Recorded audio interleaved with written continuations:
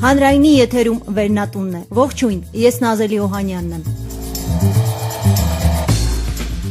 Վերնատան այսօրվա եթերում լսեք։ Որ նայում եմ, այդ 5 դարբինները իսկապես շատ նման են իրար, եւ հովիվները նույնպես մենք ենք մեր սարերի։ Այդ 5 դարբինների մեջ ես Մալյան եմ տեսնում։ Զրուցելու ենք Մալյան թատրոնի գեղարվեստական ղեկավար Նարինե Մալյանի հետ։ Նրա մասին դժվար է խոսել ուղղակի, նրա մասին պետք չի ինչ-որ բաներ ասել, հնարել ինչ-որ։ Թատրոնի դերասան եւ ռեժիսոր Մովսես Ստեփանյանի մենք փորձում ենք արժանավույնս մատուցել եւ ազգային կինոկենտրոնի տնօրեն Գևորգ Գևորգյանի հետ։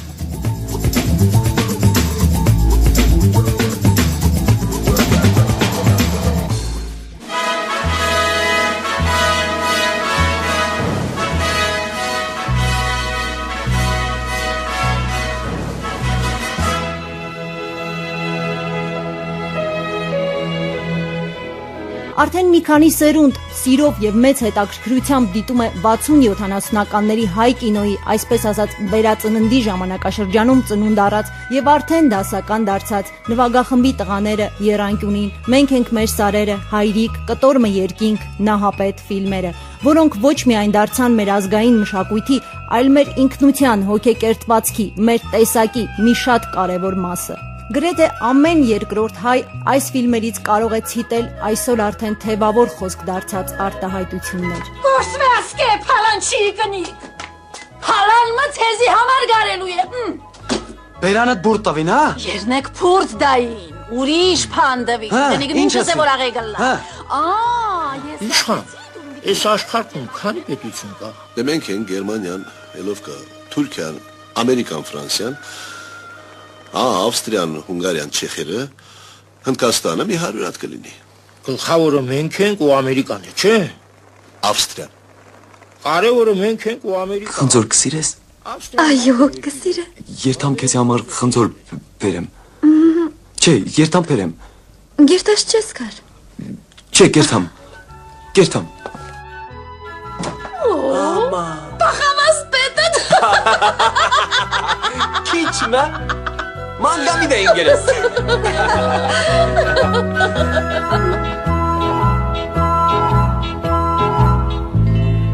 Սեփական կինեմատոգրաֆը ոչ այլ ինչ է, եթե ոչ սեփական տան հասցե, ասում է կինոգետ Դավիթ Մուրադյանը։ Մալյանական ֆիլմերի հմայքը հենց այդտեղ է։ Մենք ունենք սեփական տուն եւ կարող ենք աշխարհին տալ այդ հասցեն։ Այստեղ է մոռացվում կինոշուկայի, մրցունակության եւ նմանատիպ այլ խոսակցությունները։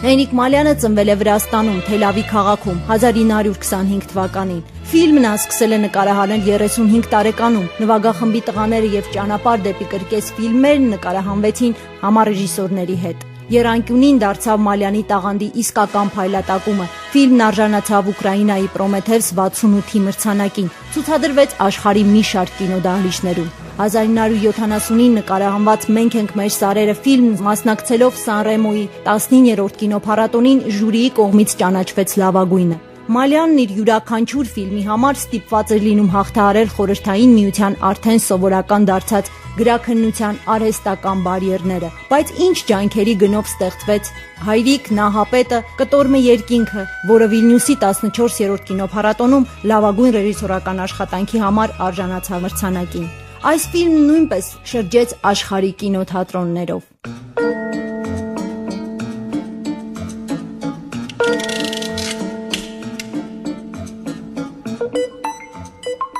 Մալյանը ըստ կինոգետների ոչ միայն դարձավ ազգային նոր կինոյի հիմնադիրներից, այլ նա թատրոնում նույնպես ստեղծեց ինքնատիպ եւ հետաքրքիր լեզու, հայ ֆիլմին կից ստեղծելով Հենրիկ Մալյան թատրոն ստուդիան, որը մինչև օրս գործում է դերասանական կազմի միասնականության եւ դստեր թատրոնի գեղարվեստական ղեկավար Նարինե Մալյանի շնորհիվ, պահպանելով մալյանական շունչն ու գեղագիտությունը։ Ինչպես եկաք դուք թատրոն եւ ինչպես եղավ ձեր համագործակցությունը թատրոնի հետ։ Ես թատրոնի մեջ էի, իբրև ասիստենտ ռեժիսորի, եւ ասեմ, որ իմ ամենահետաքրքիր շրջանն էր դա թատրոնում լինելու եւ հետաքրքիր էր նրանով, որ ես իմ հայրիկին տեսնում էի լրիվ ուրիշ կերպարի մեջ, էլի, որովհետեւ այստեղ ես տեսնում էի, թե նա ինչպես է աշխատում։ Ես մասնակցել եմ կինոնկարահանումներին, կինոնկարահանման հրապարակումներ եմ եղել, բայց թատրոնը այլ է, էլի, թատրոնը իսկապես մի հրաշք է, հեքիաթային աշխարհ է թատրոնը, եւ Մալյանը իսկապես հեքիաթային ձևով ստեղծագործում էր, որովհետեւ դա նման չէր ռեժիսորական այն աշխատանքին, որ ռեժիսորը պետք է դուրս գա, անպայման ցույց տա դերասան ինչ են անում, ոնց են խաղում, այպես լրջորեն բացատրի գերխնդիրը եւ այլն։ Նա այդ ամենը անում էր շատ հետաքրքիր ձևով, խաղի ձևով։ Անկամ գիտեք, դերասանները երբեմն չէին հասկանում ինչպես է կառուցվում միզանսցենա։ Բարձր մակարդակի պրոֆեսիոնալ էր, որը հիանալի ձևով գիտեր, թե ինչ է անում, ինչպես է անում, ինչու է անում, բայց այդ ամենը մենք չէինք զգում։ Ուղղակի տեսնում էինք թեթև աշխատանք դերասանի հետ, հումորով, կատակով, երբեմն նաև կծուխոսկով։ Ես սովորում էի, անդադար իրեն նայելով սովորում էի եւ սովորում։ Եվ նաև մի փոքր գործ եմ արել Մալյանի ժամանակ, բեմադրություն եմ արել մեկ գործողությամբ, բայց իրեն խնդրել եմ, որ ինքը չգա իմ փորձերին։ Դա հնարավոր բան չէր, որովհետև Մալյանը միշտ միջամտել է բոլորի ներկայացումների վերջնական շրջանում եւ օրդինալ ձևով փոխվել են ներկայացումները, դեմադրությունները ստացել են շունչ, գույն։ Դա Մարսել Միտուայի մեկ ակտանոց նվագակցողը պիեսն էր։ Կարծում եմ, որ հավանեց այդ ներկայացումը, իր համար անսպասելի էր։ Շտկումներ, բաներ չեղավ։ Ոչ մի բան չի եղել, որովհետև իսկապես զգաց, որ ինձ համար դա շատ կարևոր է։ Ասիստենտ եմ եղել այդ շրջանում, իսկ հետագայում Մալյանի մահվանից հետո ես չէի կարողանում թատրոն մտնել, ինձ համար շատ դժվար էր, որովհետև Մալյանը մահացավ նաև այստեղ, այս շենքում։ Այս շենք մտնելն էլ ինձ համար շատ դժվար էր այս շրջանում եւ իր վերասանները, իր սաները եկան եւ պարզապես տանից ինձ ձեռքս բռնած բերեցին, քաշեցին թատրոն նորից, այնպես վերադարձա։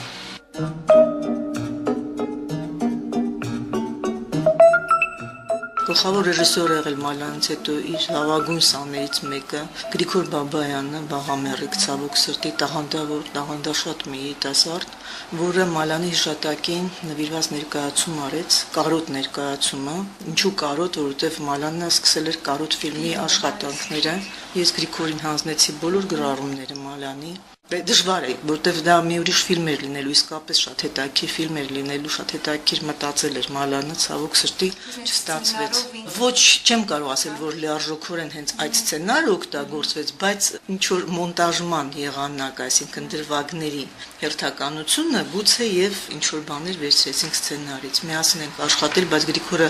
փայլուն մի ներկայացում արեց, փայլուն եւ բոլորը գիտեք ինչ Մալյանի հանդեպ սերը եւ նաեւ Մալյանի հանդեպ կարոտ օգնեց, որ կարոտ ներկայացումը կայանա եւ ասեմ, որ շատ սիրեց հանդիսատես այս ներկայացումը։ Կար մտահղացումներ ներկայացումների, որոնք գուցե պլանավորում էր, որը դուք հետո իրականացրեցիք։ Շատ տարօրինակ մի բան ասեմ, ինչու տարօրինակ, որովհետև Մալյանը ազգային հիմքի վրա էր պատկերացնում իր թատրոնը, այսինքն ազգային գրականությունը պետք է լիներ թատրոնի հիմքը։ Սարոյան, Թումանյան, Աղասայևազյան, Հրանտ Մաթևոսյան, բայց մի տարօրինակ գաղափար ուներ Գոգոլի ամուսնություն ներկայացման վերաբերյալ, որովհետև ինստիտուտում իր կուրսի հետ արել է նա այդ ներկայացումը եւ անպայման ուզում էր, որ թատրոնում լինի։ Եվ 2 տարի առաջ մի երիտասարդ ռեժիսորի ես առաջարկեցի Վահագն Խաչատրյան, առաջարկեցի բեմադրել Գոգոլի ամուսնությունը եւ հիմա մեր խաղացանկում կա նաեւ այդ ներկայացումը։ Մալյանը գիտենք մի ժամանակում է ապրել, ստեղծագործել,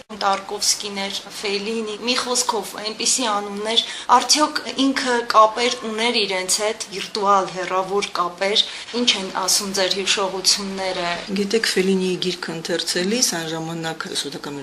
շրջանում հրատարակվեց մի գիրք Ֆելինիի, երբ որ կարդում էր, ասում էր Սենց բան կլինի, ես իմ գրքում բա ոնց գրեմ սա, չէ՞ որ ես էլ եմ այդպես մտածում։ Այսինքն որ բոլոր կերպարները ինքն է Ֆելինին, հենց Մալյանն է։ Գիտեք, որ նայում եմ այդ 5 դարբինները իսկապես շատ նման են իրար, եւ հովիվները նույնպես մենք ենք մեր սարերի։ Այդ 5 դարբինների մեջ ես Մալյան եմ տեսնում։ Շատ զարմանալի մի բան է։ Մոտ էր Ֆելինին իրան։ Շատ մոտ էր Չապլինը։ Ինքը հարգում էր շատ Տարկովսկուն, շատ սիրում էր նրա Անդրեյ Ռուբլով ֆիլմը, բայց չեմ կարող ասել, որ համախոհեր։ Մտածում եմ, որ եթե չլիներ այն գրականարդատությունը սովետական միության, ինչ կարող էր անել Մալյանը, էլի, որովհետև բուրըն ֆանտազիա ուներ եւ փայլուն հիշողություն, այսինքն ինքը իր մանկությունը հիշում էր, եւ իր երազներն էր հիշում, եւ իր մանկությունը հիշում, անկան ֆանտաստիկ մի բան է, որ ասում եմ, ես հիշում եմ, թե ինչպես եմ օրորոցից առաջին անգամ կանգնել։ Ես հիշում եմ այդ պահը, եւ ես համոզված եմ, որ իսկապես հիշում եմ, որտեղ այնպեսի մանրամասնություններ էր հիշում մանկությունից, եւ ափսոս, որ այն ժամանակ շատ ծանր էր, շատ դժվար էր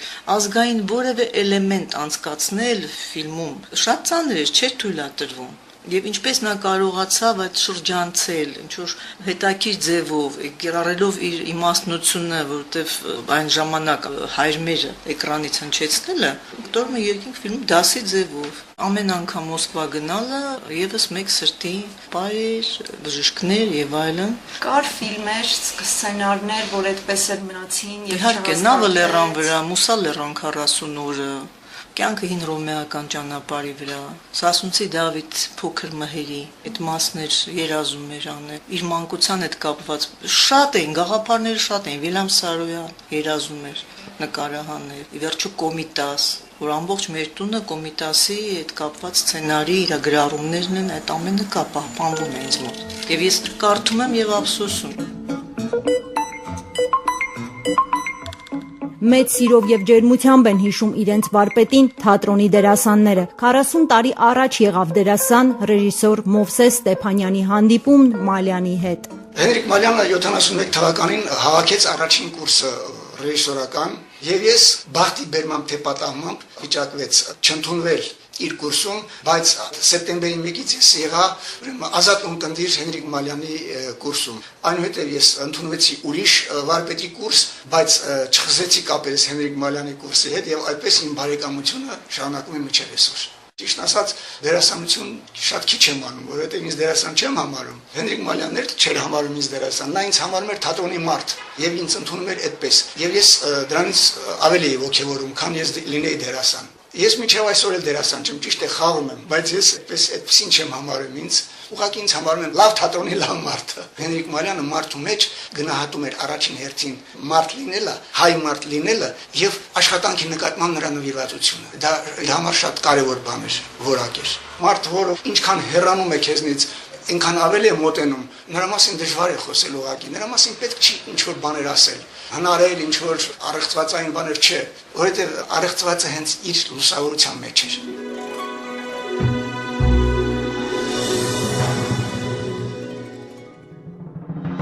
Միգուցե չարժեր Մալյանի Հոբելյանին նվիրված հաղորդման մեջ խոսել պրոբլեմներից, բայց չենք կարող շրջանցել ակնհայտը։ Կինեմատոգրաֆիստների միության նոր վերանորոգված եւ թարմացված շենքի առաջին հարկում միանգամից աչքի են ընկնում աշխարհի գրեթե բոլոր մայրցամաքների հայտնի կինոգործիչների լուսանկարները՝ Էյզենշտեյն, Տարկովսկի, Ֆելինի, Փարաջանով, Բերգման, Կուրոսավա, Սպիլբերգ։ Իրենց ողջ հմայքով փայլում են Հայաստանի կինեմատոգրաֆիստների միության մուտքի պատին։ Հայ կինոգործիչներից ոչ մեկին վիճակված չէր հայտնվելու այդ դերում։ Իզուր էի հայացքով փնտրում Հենրիկ Մալյանի անվան կամ այդ շենքում ծնունդ առած 30-ամյա թատրոնի մասին որևէ հեռավոր հիշեցում։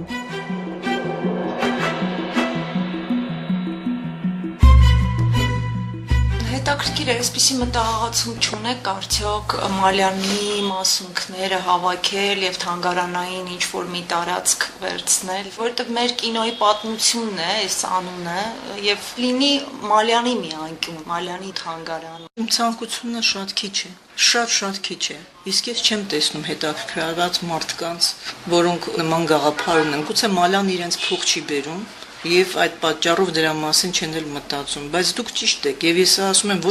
ոչ որպես դուստր, հավատացեք ինձ, Սփյուռքում էլ են ինձ մոտեցել, այստեղ էլ են մոտենում, խոսում Մալյանի մասին, խոսում եւ խոսում, գիտեք ինչ որ արտաքին նմանություն կա իր հետ եւ երբեմն ուրեմն անջատվում են մարդիկ, տեսնում են ինձ իր մեջ, sense մետամորֆոզներ են էլի պատահում։ Իհարկե պետք է, բայց ինչի մասին եք դուք խոսում, եթե թերթերից մեկում հոդված են ուզում տպագրել Մալյանի հեղինակը հոդված է տանում եւ գրված է այնտեղ Բեկնազարյանից հետո ամենաազգային կինոռեժիսորը եւ այդ տողը հանվում է հոդվածից, խմբագրվում է անհասկանալի պատճառներով, որ դա այդպես է, դա ընդունված է եւ դա այդպես է, որ իսկապես ազգային կինոռեժիսորն է, Բեկնազարյանի տրադիցիաների ավանդույթների շարունակող։ Ամեն ինչ կա այդ թանգարանը ստեղծելու համար եւ կա ցանկությունը, բայց չկան մարդիկ, որոնք շահագրգռված են այդ գաղափարը իրականացնելու գործում։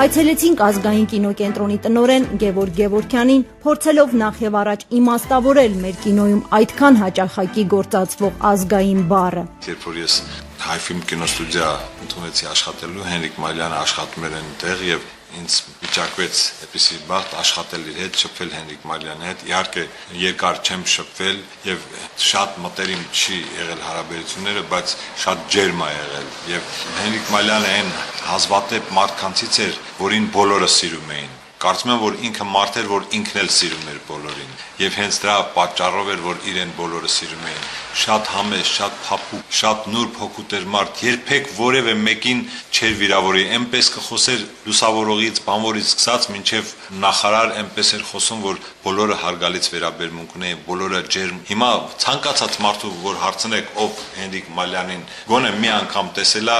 միանշանակ պիտի սկսի գովաբանել։ Պարոն Գևորգյան, ըստ կինոգետների Հենրիկ Մալյանը համարվում է ազգային կինոյի հիմնադիրներից, բայց մենք գիտենք, որ Հենրիկ Մալյանը իր անձնական անկյունը չունի, ոչ թանգարանային մաս կա, Մալյանին ներկայացնող։ Մի քիչ բարդ հարց եք տալիս։ Հենրիկ Մալյանը ամեն մեկ ֆիլմը արդեն մեկ մեծ ներդրում է ազգի պատմությանը։ Իսկապես որպես Հենրիկ Մալյանի անկյուն, որպես թանգարան այսօր չկա եւ մեր ուժերից մի քիչ վեր է, բայց մենք կփորձենք այդ ուղղությամբ ելի քայլեր ձեռնարկել։ Հենրիկ Մալյանի թատրոնը մեր գոյություն ունեցող այսօր աշխատող թատրոններից լավագույններից մեկն է եւ իր ծրագրերով եւ իր ներկայացումների որակով ու բովանդակությամբ։ Ինչ վերաբերում է Հենրիկ Մալյանի թանգարանին, փորձենք այդ ուղղությամբ աշխատել։ Երևի թե մենք ավելի пассив ենք եղել կամ քիչ ենք աշխատել, դրա համար չկա, կփորձենք ավելի ակտիվ լինել։